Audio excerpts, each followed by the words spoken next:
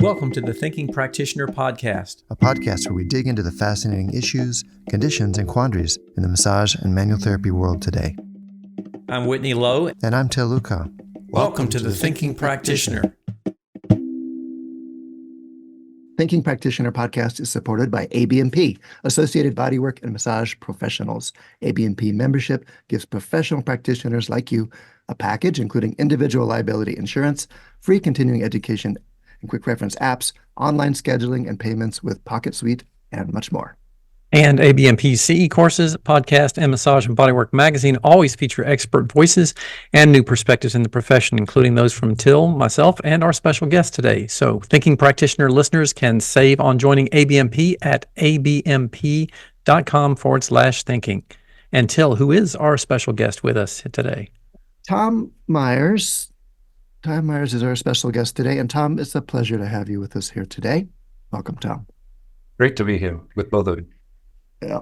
You have written a large number of articles for Massage and Bodywork, but then also you have a long list of other publications. I'll introduce you a little bit, and we'll get into our conversation. You're best known, perhaps, as the author of the book Anatomy Trains, which I believe, from my poking around this morning, was first published in 2008. Is that right? First published in 2000. 2000. Okay. Now updated to its fourth edition. So not only has your Anatomy Trains concept had a big influence on hands-on bodywork, but it's really widely used as a model in yoga and movement therapies, athletic training, and more. In fact, I've started doing some collaboration with some dance teachers, and when they hear that I have some myofascial background, they want me to talk about Anatomy Trains when they come in. Oh, isn't that like isn't myofascial Anatomy Trains? Isn't that the same thing? Okay, so I saw that your book is still, what is this, 24 years after it first appeared, ranked by Amazon as their number 3 best-selling title in physical therapy to this day, as well as their 8th best-selling physiology book. And I would say, yeah, that book has arguably done more to familiarize people with the work coming out of Ida Rolf's lineage than any other single title. Okay, so with that in mind, and I want to hear your thoughts on that. But with that in mind, I also thought the listeners would be interested in some of the background and context for your work, and give us a chance to update on what you're up to now. So I got a disclosure to make first, too, before I turn it over to you.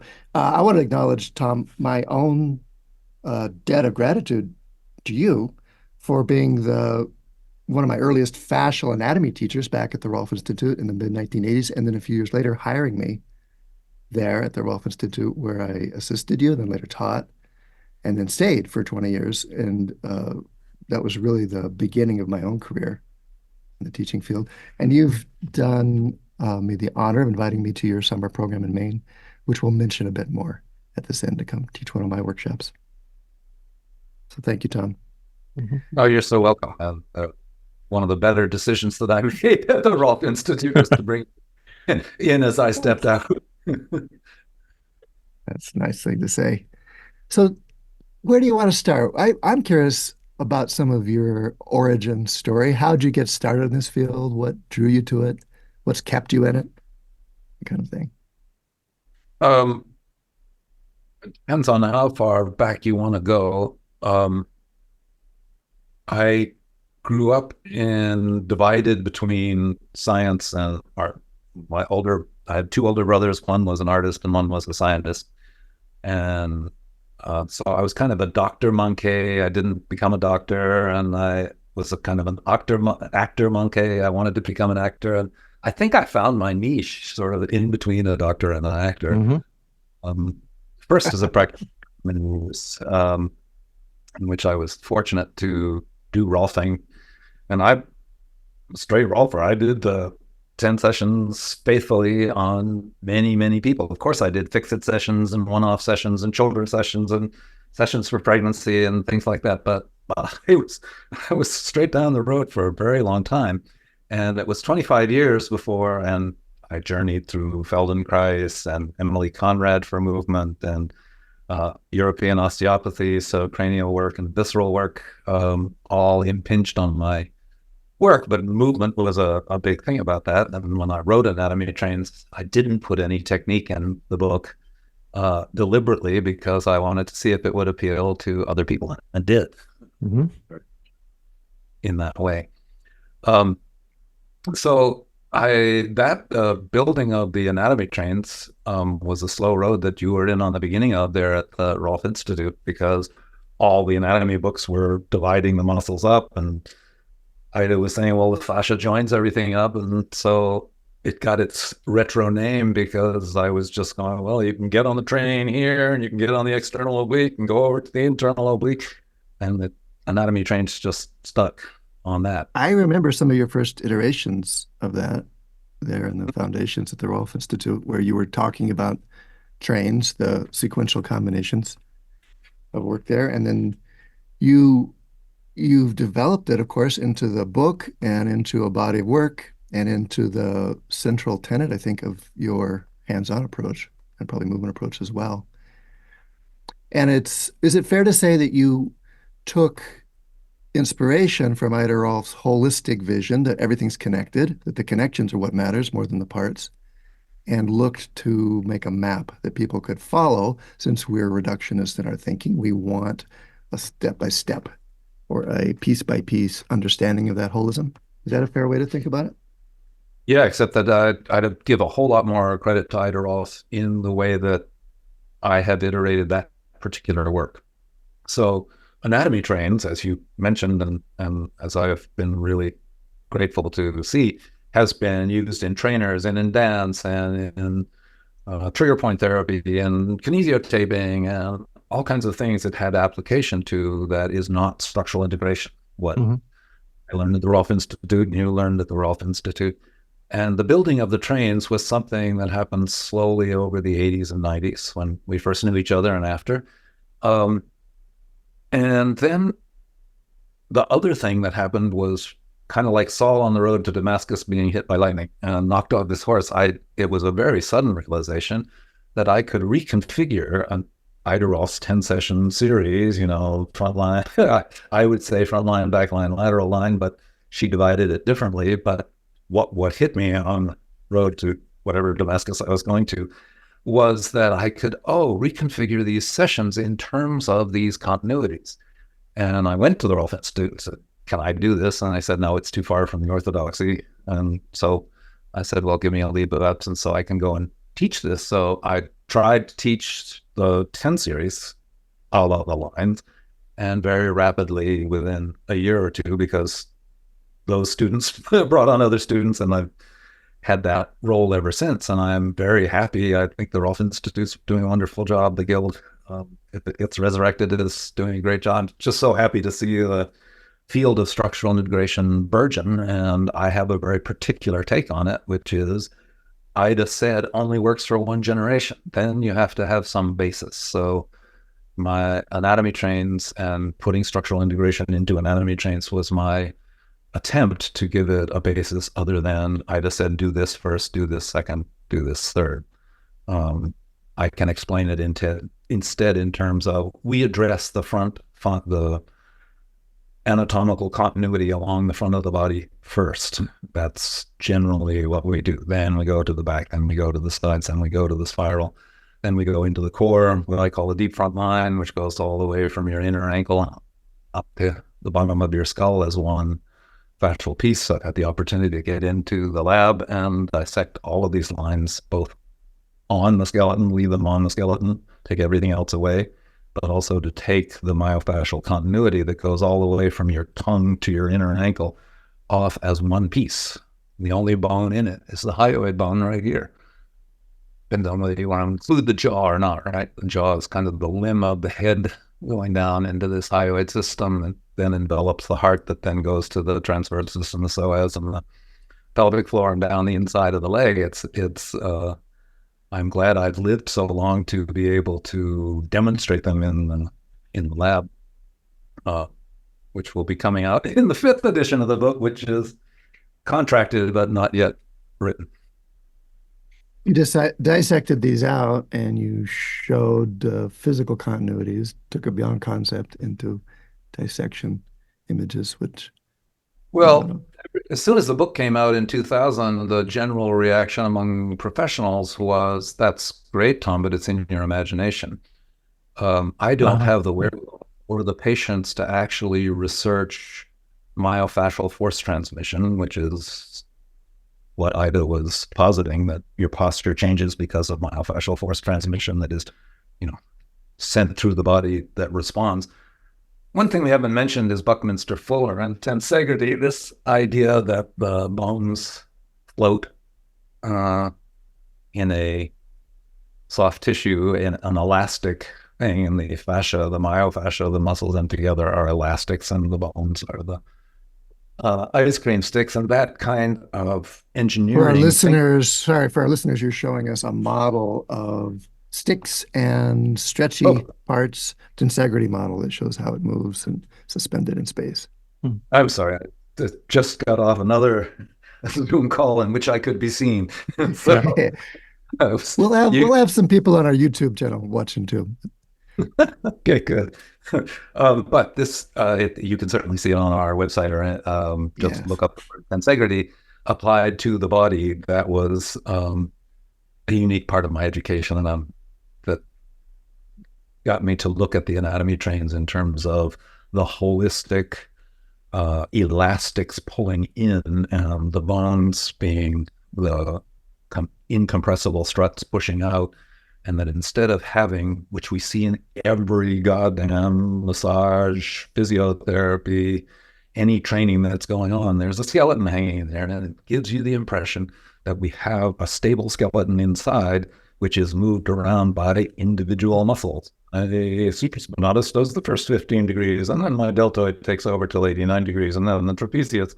It's not like that. It's a whole coordinated thing, and explaining the shoulder in terms of leverage, people stopped trying to do that 100 years ago. It's really a tensegrity, and we don't have the engineer. I don't have the precise engineering for that. I'm not an engineer either. But the idea of how that works translates so well into trying to make a significant change in somebody's posture. It's easy to make a temporary change in somebody's posture. It's easy to make insignificant changes in people's posture. But can you make a significant, sustainable change? That's been my quest all through my career, with everybody who comes. All right, we got to go there. So what's your takeaway? Can we make a sustainable change in people's posture? Yes, but not everybody.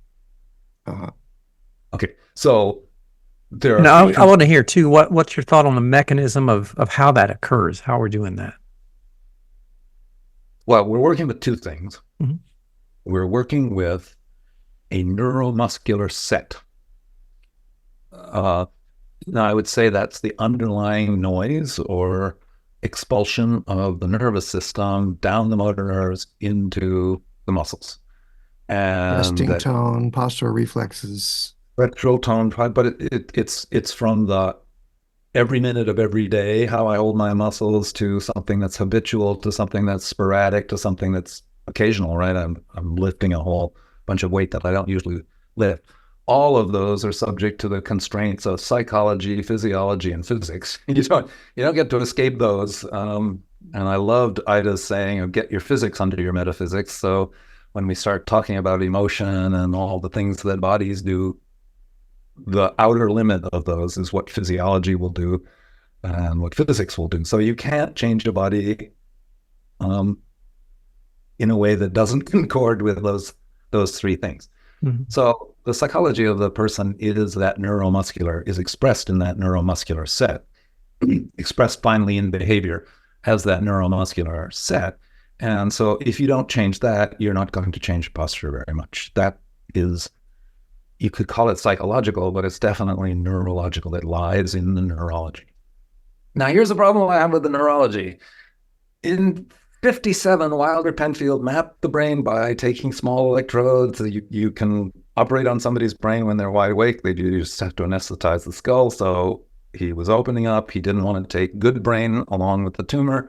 So with his little electrode, he's the one why we know that the sensory gyrus and the motor gyrus are in the parietal lobe, and he would hit somebody's occipital lobe and a light would flash for them. And so that's how we map the brain. But when he touched the temporal lobe, people on the table would say, well, I know I'm in an operation, but I can smell the bougainvillea. I'm walking up towards my grandmother's house, very vivid memories. And so Penfield said, well, hearing, but also memory is stored in the temporal lobe, and it's stored in engrams. That was 1957. It's 2024. What is an engram? Tell me, what is the substrate of memory? Nobody has come up with the substrate of memory. It's crucial to understanding change of body behavior, but also to just consciousness in the body. How do we construct memory? And we've made some advances in neurology, but nobody can still tell me what an engram is. How memory, what is the substrate of memory in the body? So people come up to me and they want us to talk about cellular memory and muscular memory and fascial memory. And my answer to that is, I don't know what a regular memory is. So I don't know about all these other. Right. How are we getting there? I'm sorry, I got off on a rant about that. We're talking about how our ability to change posture, to have a lasting change in posture, involves, you called it this neuromuscular set. The interaction between the neuromuscular set and what we can call the fascial set, but I would include cartilage and bones. So in our body is all made up of cells, about 40 trillion of the 40 trillion in our gut, but the 40 trillion make us up: nerves, muscles, epithelial, and connective tissue. That's all you get to build this thing up. But it's not all you get, because there is inert, so-called inert. Gamberto would call it living matter. So it's part of your living matter. That's a philosophical question for when we break out the cognac. But it's in your body, which is your skeleton. It's maintained by cells, but it's largely acellular. It's largely non-cellular material, extracellular matrix. So it's always an interplay between the extracellular matrix, fascia, bone, cartilage, joint capsules, etc., adventitial, loose tissue, and what the cells are doing, but specifically for us, what the neuromuscular set is in the posture. So I have to persuade people to move differently, or to stand differently, or to approach how they're going to get in and out of the car, or any of those things. There's going to have to be a nervous system re-education as part of that. That was, I think, the fundamental thing that Ida recognized when she brought Judith Aston into the Rolf Institute, that she was doing a great job with the manipulation, and she was a white witch and that kind of thing. But her approach to movement was as stilted as mine, and I grew up in New England. So I have educated myself in movement since then, and I'm now 75 and still kicking. So I'm very grateful to Judith and other movement teachers for that, but I'm very grateful to Ida for getting me off the streets and giving me something useful to do with my hands. But can you make a change in people? I use the image of the continental divide, which runs right down through where you are, I think, not where I am. And if a raindrop lands on one side of that continental divide, it's going to end up in the Columbia River. If it drops 3 inches on the other side, it's going to end up in the Mississippi River. It's the continental divide is a this way or that way. When somebody comes to you for this kind of change, I'm not talking about fixing their funny hip or their low back pain or the wonky neck. That's a job. But if you're doing this thing that we do in structural integration, which is, okay, the airplane is flying at this level. We like the airplane to fly at a higher altitude. It wouldn't run into so many mountains then. So instead of dynamiting the mountains in front of you, trying to fix things, let's lift the level of the airplane. So if you're involved in a lift the level of the airplane project, in other words, getting somebody from one level of vitality to really another functioning, sustainable level of vitality, that's going to involve changing the whole pattern, changing the whole body, changing that neuromuscular set, and changing how the exoskeleton, it's not an exoskeleton, how the inert parts, the extracellular matrix, has responded over the years. And if you simply go into training without addressing that fascial part of it, you'll get somewhere with the training for sure. But to get into those deep, dark corners is hard for a trainer, hard for a yoga teacher, hard for the practitioner, but also hard for the person, because those areas are so forgotten, so out of the proprioceptive body map, that our hands are so helpful in finding those number 3 areas. And by number 3 areas, I mean areas that are inert for us and therefore unrepresented in our brain, that we break that sensory motor amnesia with new sensory data. Which means we have to look at the bodies, because if we're working on the same old places, or if we're working on the places that they're telling us to work, oh, my back is sore, please work on my back. No, it's your front that needs the work. Then your back will calm down. Yes, yes, we'll touch your back to reduce the inflammation and to get things to ease up. But if I'm working where you're asking me to, I'm running on your story. And if your story worked, you'd have already fixed this by now. I need to have another story than the client has. I don't want to say that the clients lie, but they lie all the time because they don't see the reality of what's going on with them. So if you buy their story, you just become their servant. You're bought into healing them. It's a deal I don't want to make with my clients. I make the deal with the client that, no, you come to it with your intelligence and your problems, and I come to it with my intelligence and my problems. You're paying me money, so the focus is on you, not me. I get myself out of the way, and then I can give you some attention to whatever's going on, and that's about it. That's all I've got to offer you. My attention is honed by having touched a lot of people over the years, but it is not expert in the sense that it's much more. I know, Whitney, that you are more on the you, at least as I read your stuff. I love how you stay on the side of evidence-based practice, and my stuff is much more based on practice-based evidence. It's not evidence. Yeah. One of the things I want to ask you here in the sort of framing this with the way your work has evolved over the years.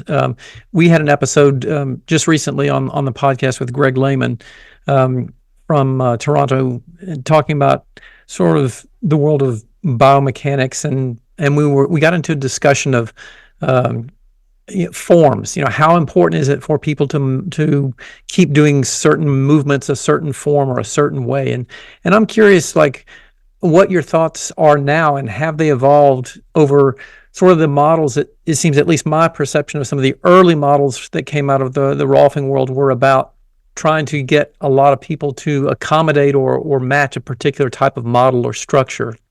And it seems like that's evolved a lot now. And so, like, I just want to kind of hear your take on how that, because it seems like there's so much variability and individuality of what people might be experiencing or exploring in their body. Yeah, and I can draw a really exact parallel to that with Joseph Pilates, who was likewise somebody who emerged as a thought leader in the interwar period between the First World War and the Second World War. And they were reacting to the Edwardians and the Victorians, who had really strong lumbar curves because their chests were up and their vests were buttoned. And they had a bustle. And so they, Ida Rolf was waistline back, top of the head up, other things. And we looked like a bunch of twits trying to force ourselves into that particular form. Not only that, but she never met a posterior pelvis she didn't like. And my teacher, who brought me into anatomy, his name was Louis Schultz, and he had the most posterior pelvis ever. And Ida used to line us up with the person with the most posterior pelvis at one end of the line, and the person with the most anterior at the other end. I had an anterior pelvis, so I ended up down there, and scathing would be heaped upon those with an anterior pelvis, and praise would be heaped on those with a posterior pelvis. And Lewis was one of those who had a really posterior sacrum, sort of old man's ass, flat back kind of thing. And I loved him dearly, and he was a great guy, but he spent the last couple of years of his life in Greenwich Village on Canadian crutches, because that posterior pelvis is not a stable thing over time. For your L5, your lumbar curve, et cetera, you need balanced curves. So her model was suited to her time, and in the anatomy trains model, we are not. I'm not so focused around a thing that she had called the line, and everybody should get on their line. So when we do this, if we were to describe what we're doing in structural integration in the most physical, reductionistic terms, we are trying to bring everything toward the center and elongate along the middle. So that a skater, when she starts turning, she has her arms out. And then when she pulls them in, she'll turn into a blur going around that center line. But that's what we're trying to do with just human posture, that things, when they get out of line, they are going to reduce your ability to move efficiently and increase the amount of work that the joints have to do. That I think we can do with a whole lot of people. How many people can we make that kind of vitality change with the folks having one level of vitality as they come in and another level of vitality that's sustainable for them a few months after they come out of the process? That's something we're still learning about, but I've seen it.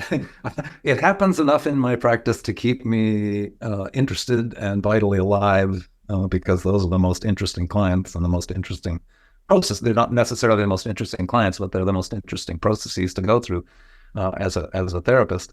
And those kinds of journeys of transformation, even if there's only X per year, are enough to keep me going and enjoying the fix-it work and the other things that I'm trying to do to relieve things, but not really change the insides fundamentally. I don't know how that works with your thing with Greg, but Yeah. So if I can, one more thing, I want to go back to the whole anatomy trains thing for a moment too, because there's another question that I've always wanted to ask you, and we've never got a chance to chat about this. With the idea, this concept of these long fascial lines extending the whole length of the body, and obviously there are points along those pathways where those connective tissues are tethered to other things and other structures. And so my question is, like, do you know, is there any way to measure the degree of dissipation of those tensile forces, let's say, throughout the long line of a fascial connection, or has anybody done anything like that? Yes, it's very clear that there's lots of dissipation to each side. So when I have done the anatomy trains, I'm trying to be very clear about this all the time, that these are just one set of fascial connections going through the body. If you just grab your lower leg in your hand, you're holding all the connections from the gastrocnemius to the soleus to the deep posterior compartment. All the compartments there are all tied together as one. And when you go up for a basketball jump and you come down, the Achilles tendon is not taking all that weight. It's not strong enough to. The body is not a strain focusing machine. It's a strain distributing machine. So that strain distributes over sideways from muscle group to muscle group, and a lot of that is dissipated. I think the anatomy trains, being long things, really lend themselves more to a postural analysis, a long-term change in the spine, long-term changes in the hips in relationship to the feet, more than to the functional stuff. I've been very gratified that trainers and other people in the movement world have found it useful.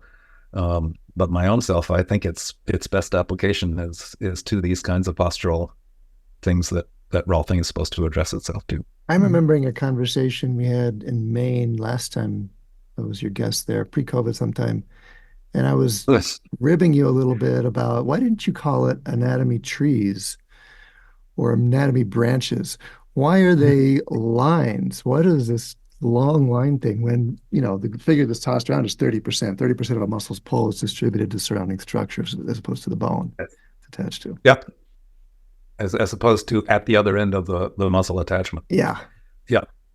But long-term strains, the question before the house, because Whitney was just right, we call the muscle parts tracks, and the parts where it tacks down onto the deeper layer as stations. So to emphasize the continuity of the train. Now, how much is transferred over the head of the fibula from the peroneal compartment, which is a tube about the size of a straw, just a bit bigger than a straw.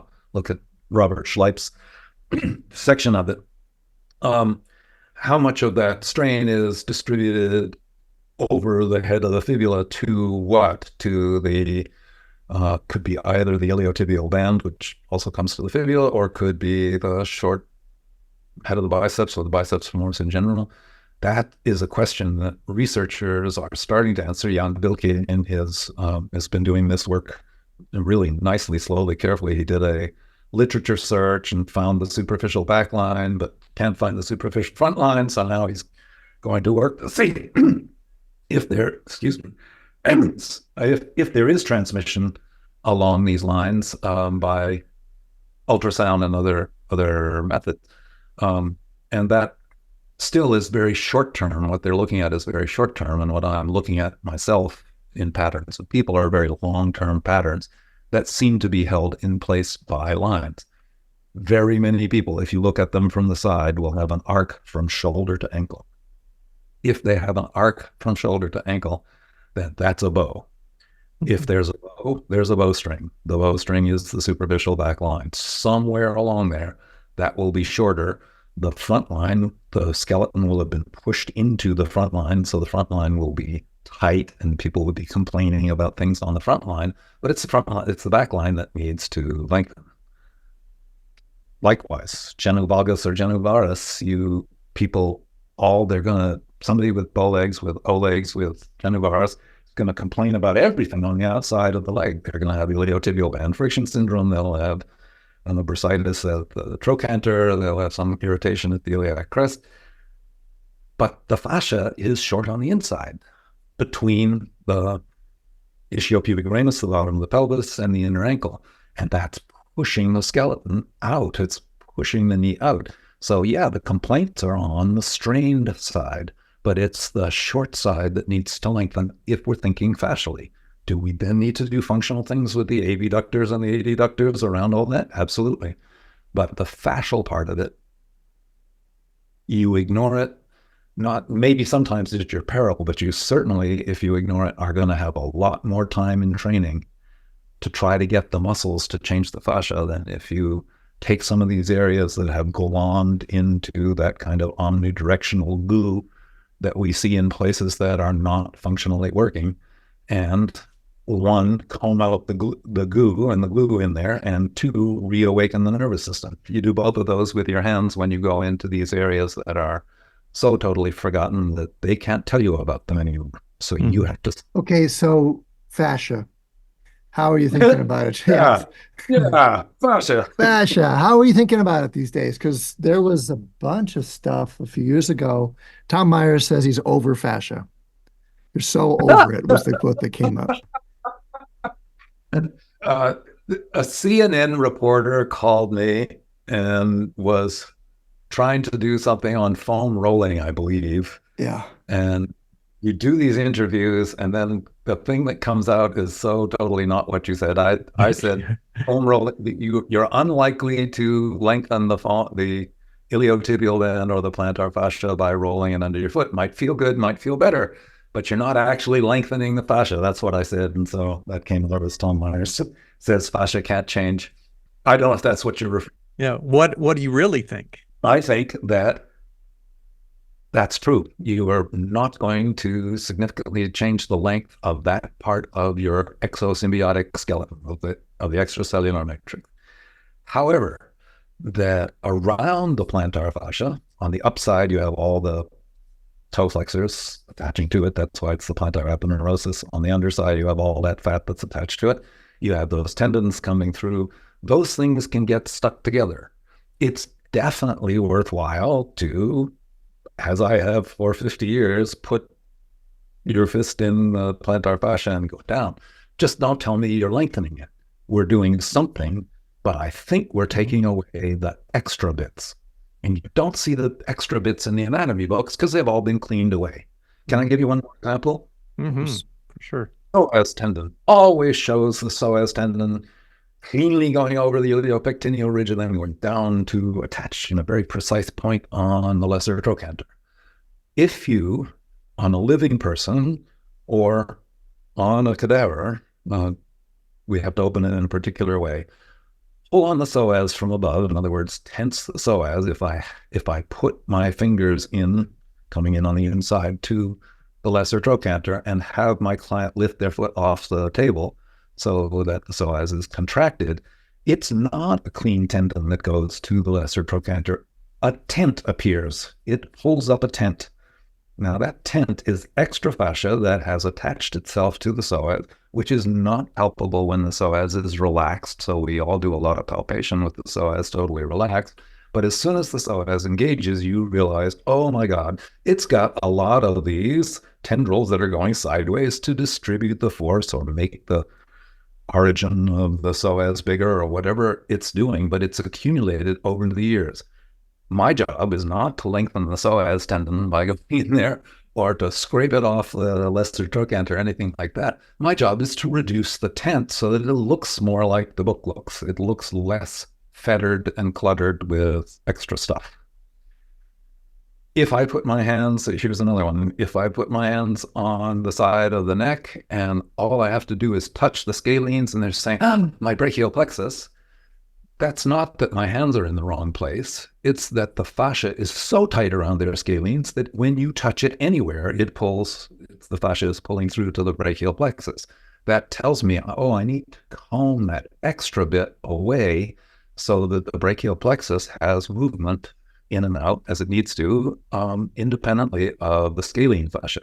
That's a gentle combing thing that I need to do to let those structures differentiate. Then I can talk about integrating the function. Why did that happen? Oh, they have such a head forward posture. Maybe we can lift ribs 1 and 2 to make this change that we've made more sustainable for them. Sustainable part, the part of fix it that I really would like to see more attention paid to in physio and well, what you're describing fits with the Stacko's emphasis on gliding and differentiation more than stretching and lengthening. And I remember the chapter you co-authored with somebody in Schleip's, I have it up here on the shelf, tensional network, where you said, no, we can't actually make that much difference in the passive length of fascia. But there are physiological mechanisms going on that might explain some of what we're feeling. Yeah, just it's really hard to separate what are fascial changes from what are neurological or other just circulatory changes, just changes in hydration and perfusion. Or willingness to move.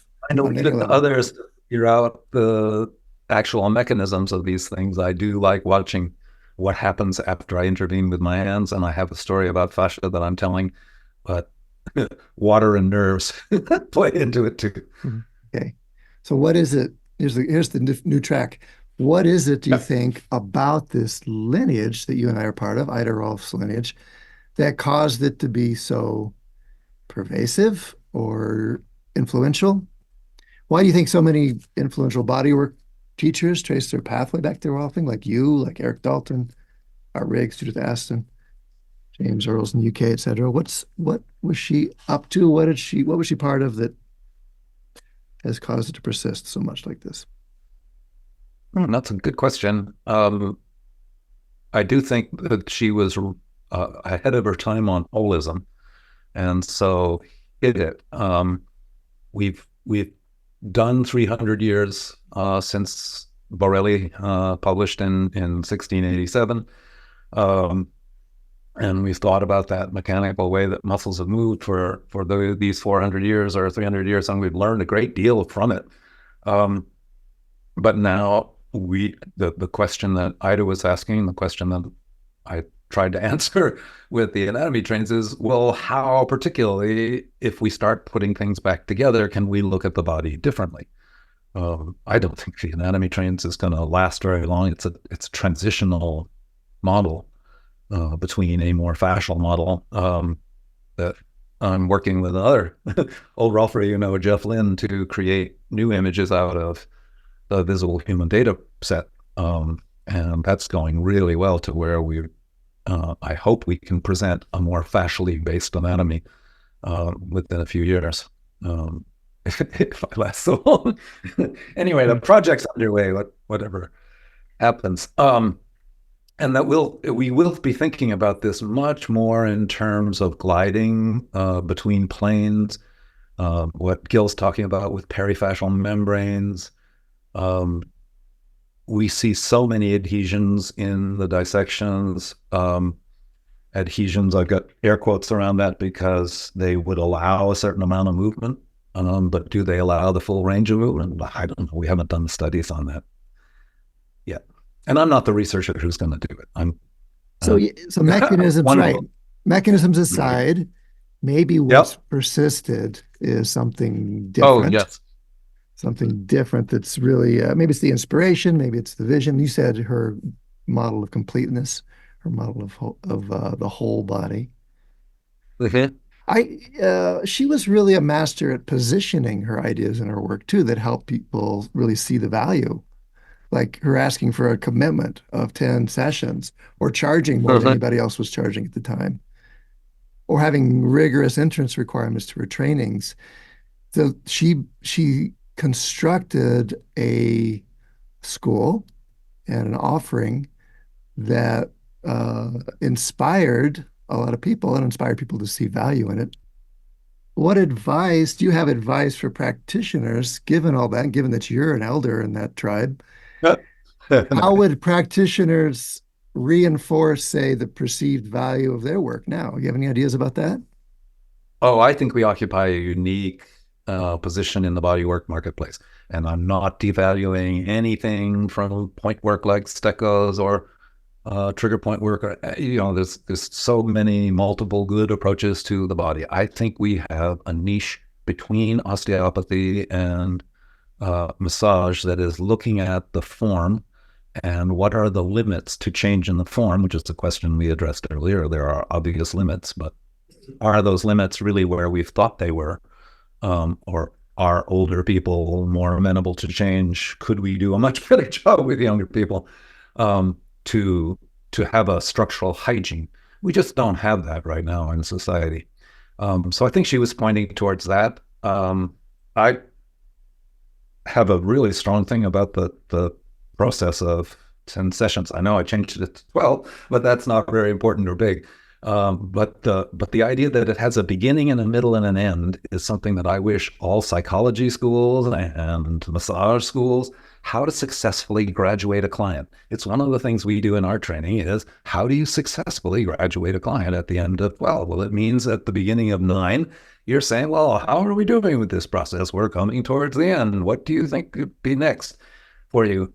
Not getting into this thing of the 30th session and the 50th session with this person week after week after week. It's just become a dependency relationship at that point. You're not making that big a difference in their lives. They're not making that big a difference in your joy and happiness. You need to Marie Kondo your practice in a big time way if you've got lots of people who you've seen for dozens and dozens and dozens of times. What are you doing? You're talking Marie Kondo. I mean, does this bring you joy? Does this? Yes. Does this? I look at my client book. I would look at my client book regularly. I don't have a practice like that anymore.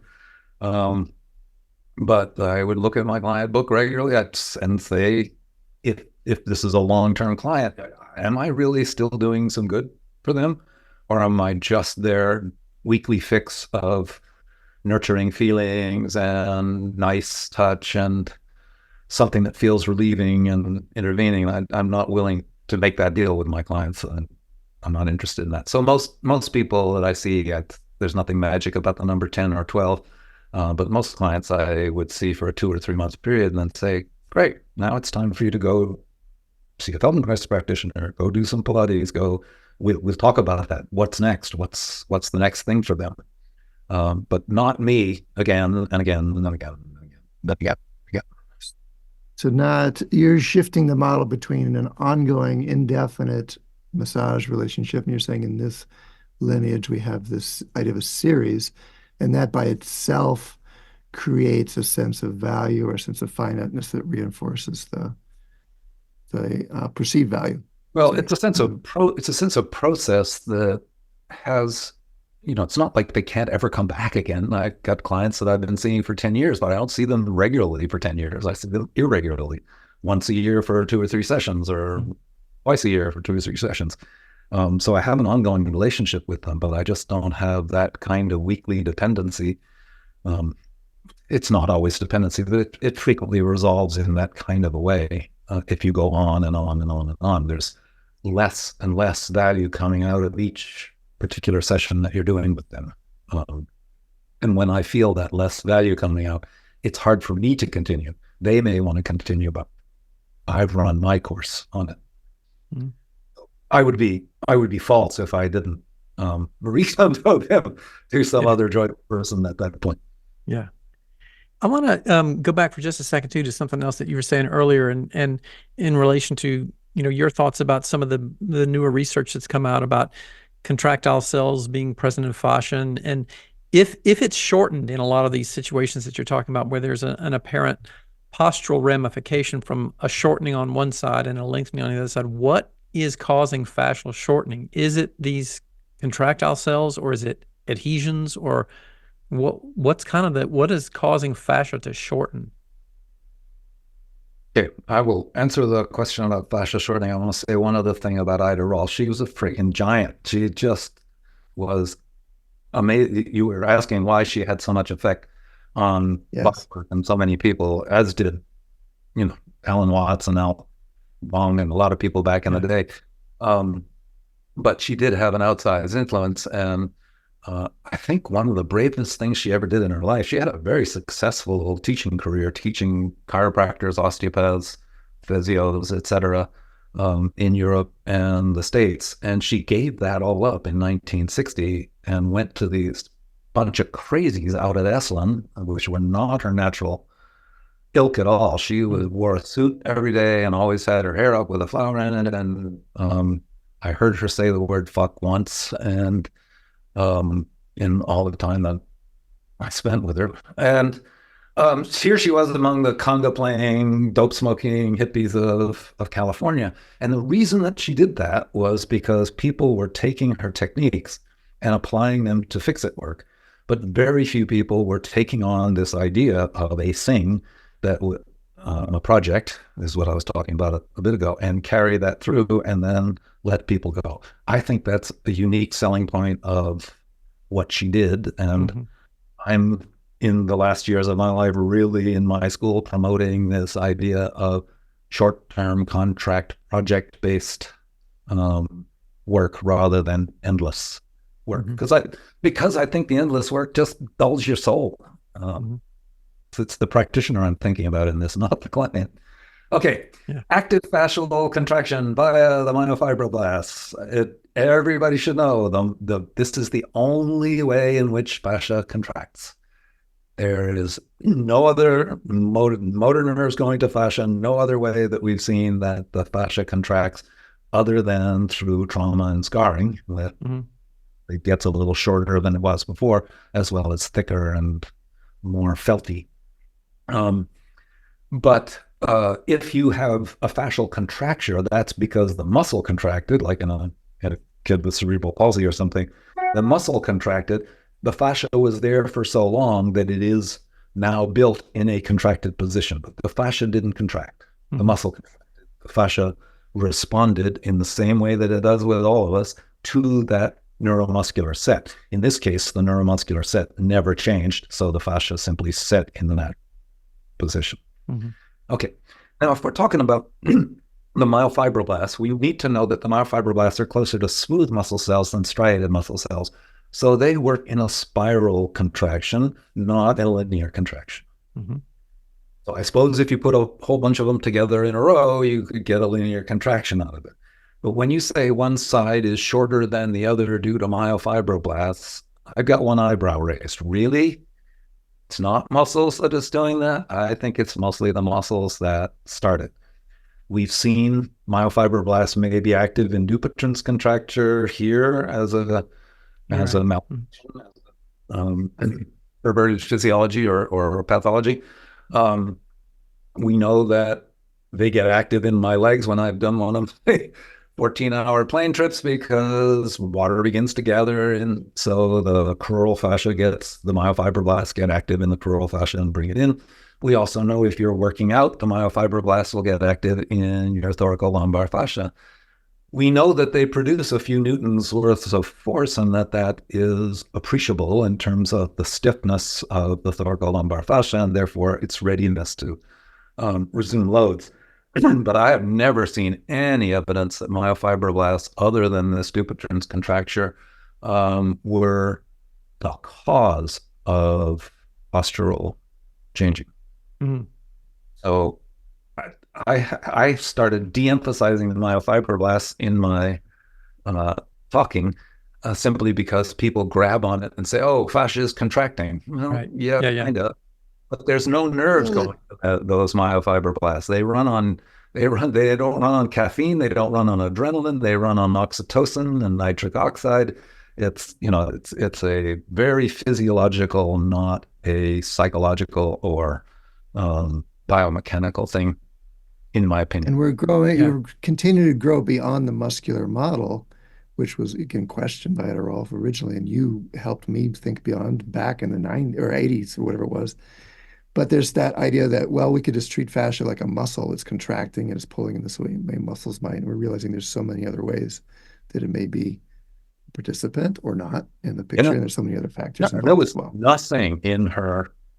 Again, I love Ida Rolf. I think she was a genius. There was nothing in her whole fascial talk, because we didn't know it in the 70s, about the elasticity of fascia. There is nothing in yoga that builds the elasticity of the fascia.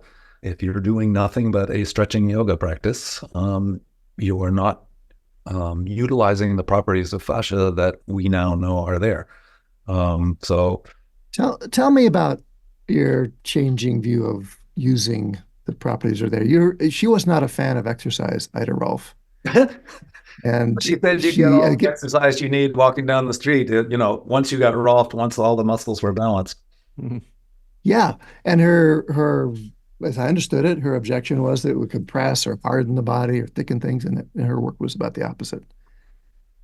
So, but your work has really been picked up, with a gusto by personal trainers, by yoga teachers, as you mentioned, by movement folks. So where's the bridge? Tell me about how your views, say, on exercise or activity have evolved beyond what Ida was saying, or how they're different. Well, I just have not been able to stay with her thing that only this work is necessary, and that then with a balanced set of muscles, you don't need to then put them through the movements. That's not anything about Rolfing. That is about the fact that we built a zoo and we live in it. Humans have built a zoo around themselves where they go on flat surfaces, where the need to move is simply not there anymore. And I don't mean to sound like a grumpy old man. I'm certainly part of that myself. I spent all my college years hunched over a typewriter and poring over books and not thinking about my body at all. So it was a great revelation to me to come back to it via Tai Chi and Rolfing and all the things that I ran into in the early 70s in Boulder. I remember you saying when you got the urge to exercise, you would lie down until it passes, Woody Allen's line. You're bringing up one of the lines that I've forgotten that students bring up to me every once in a while. Something that I said 20 years ago that's no longer. I absolutely, at age 55, I was sitting there with my dad bod, and I got the research from Robert Schleich that said you can train elasticity. And listen, elasticity is a property of youth. If little Johnny falls down the stairs, there might be tears at the bottom, but if grandma falls down the stairs, it might be much more serious than that. And that's mostly a function of elasticity. And so I said, okay, I can do something about that. So I began running on my toes, doing 4-foot running. My heels never touched the ground. I look like a white-ass deer running along the road. And I do want to run on the road because I want something hard. I want to bounce. I want my ligaments to be stretched and recoil, stretched and recoil. I want my Achilles tendon and my plantar fascia to be stretched and recoiled, because that builds elasticity at almost every level. I've been trying to figure out where the elasticity is in the fascia. It's everywhere. It's at the molecular level. It's at the macromolecular level. It's at the fiber and the fibril and the then the crimp, and there's just every level has elasticity tucked into it. So I don't know exactly which layer I'm working on, and there's different kinds of elasticity. I'm talking about this particular with a very low constitutive anyway, like a super ball. I'm working on my fascia to be elastic like a super ball. There is also an elasticity that is more like a gummy worm. If you stretched out a gummy worm, Robert used to do this, stretch out a gummy worm and put it next to the unstretched gummy worm. In a half an hour, the one you stretched will come back. Now, that's not the kind of elasticity that Reeves was studying and that I took up when I was doing my running. Those are cycles that have to be about a second, between an 8/10 of a second and 1.2 seconds rhythm. So walking does that, running does that, skipping rope does that, bouncing of any kind does that. Yoga just doesn't have that in the lexicon of the movements. Tai Chi doesn't have that in the lexicon of the movements. Tai Chi and yoga are wonderful. They're very well worked out. But you couldn't not walk in those days that Tai Chi and yoga were made. You can get through a whole day here without doing much walking in electronic industrial world.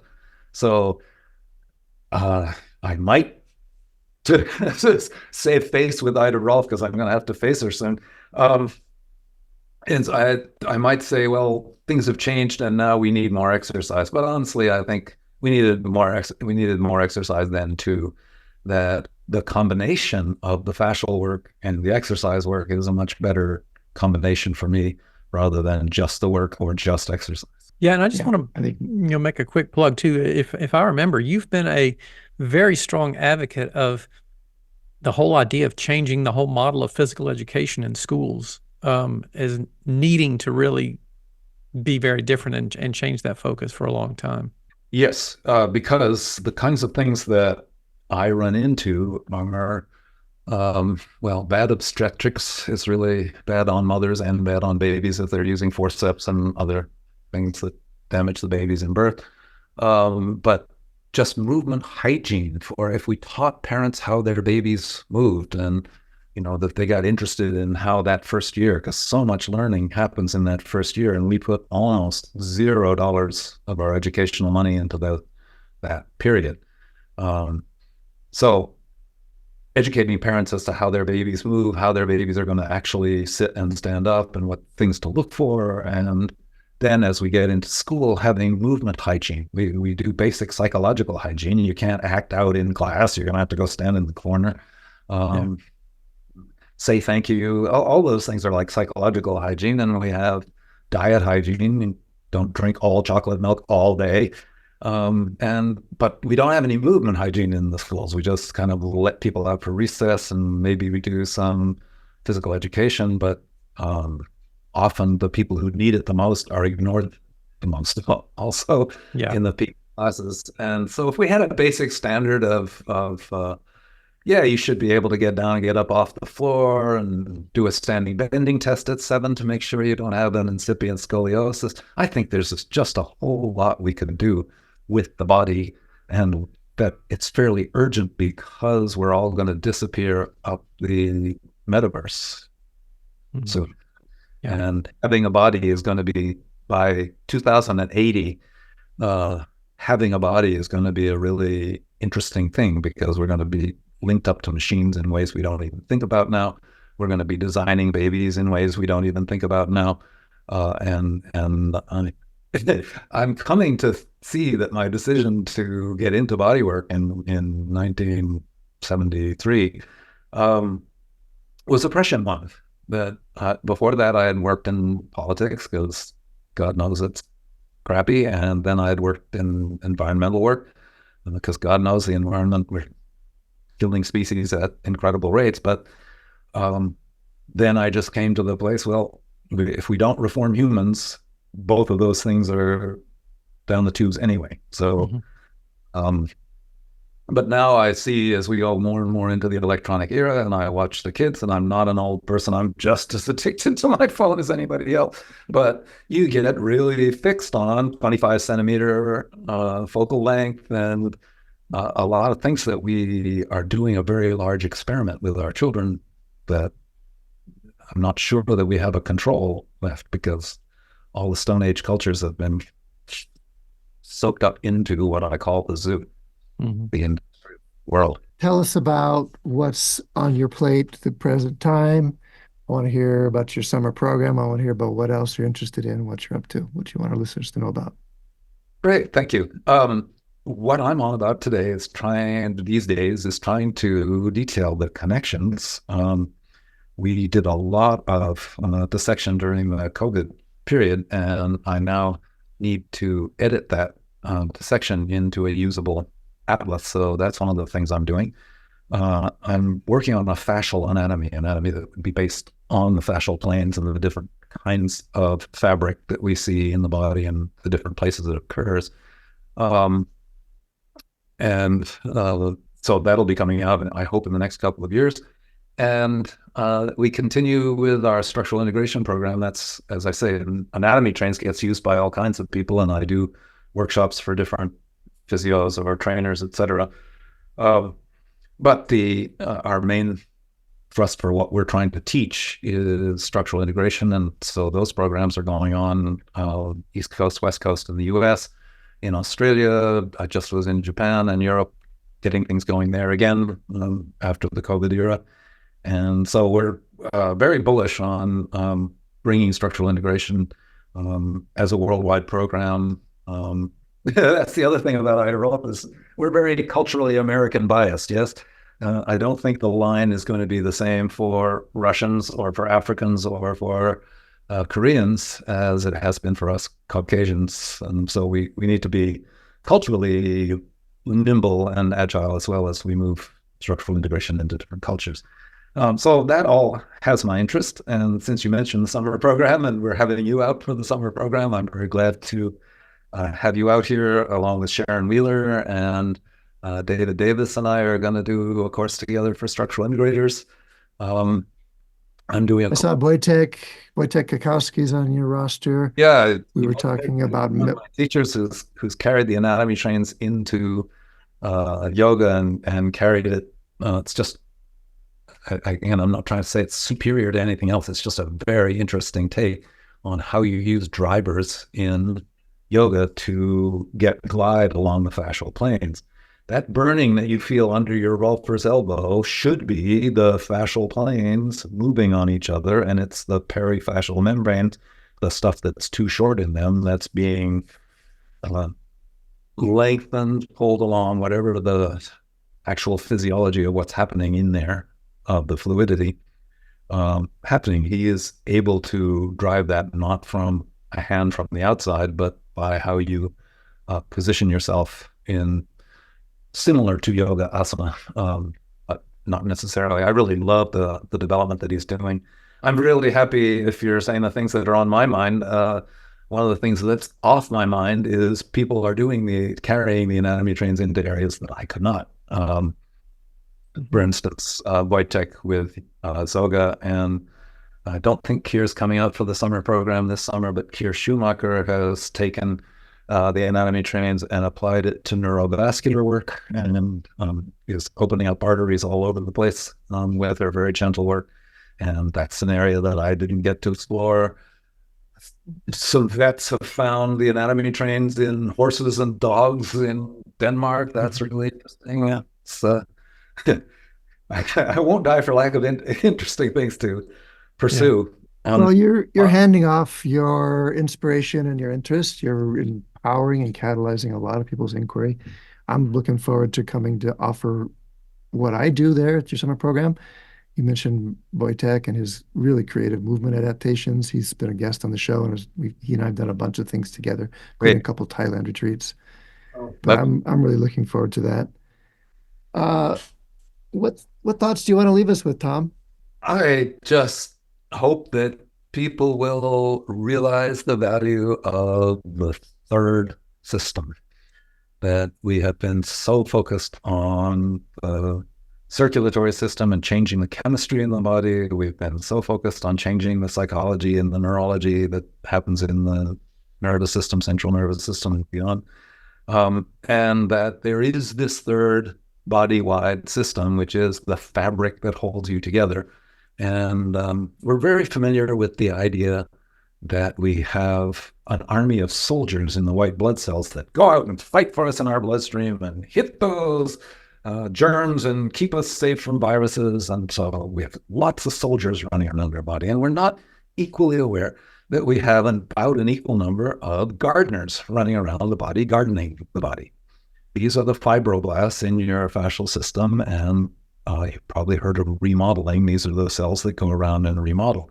And they remodel as gardeners do. On the front end, they have enzymes that clip off the old dead fascia, and in the back end, they're squirting out the mucopolysaccharides that make new fascia. And the whole thing is such a gardening job that happens all over your body all the time, such that all the material of your system is replaced. There used to be an urban myth that every cell was replaced, every molecule in your body changed every 7 years. That's an urban myth. I found out recently that I have molecules in my Achilles tendon that were probably there since I was 12.